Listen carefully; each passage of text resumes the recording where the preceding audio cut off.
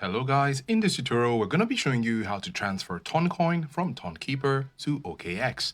So make sure to stick around to the end to get all the steps and succeed in doing this.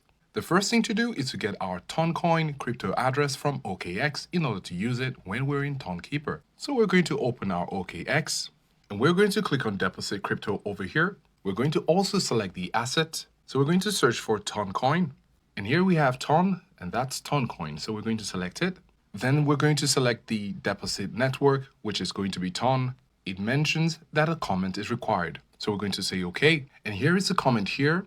So we need to copy both the address and also the comment.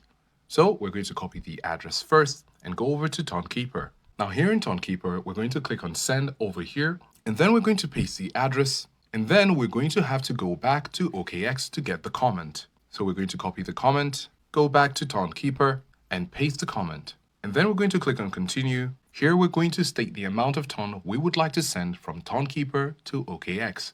When you put the amount and you make sure that that's exactly what you have in your Tonkeeper wallet, you can click on continue to complete the transaction. So remember to copy the right crypto address and the right comment from the designated wallet address. So this is how to transfer Toncoin from Tonkeeper to OKX.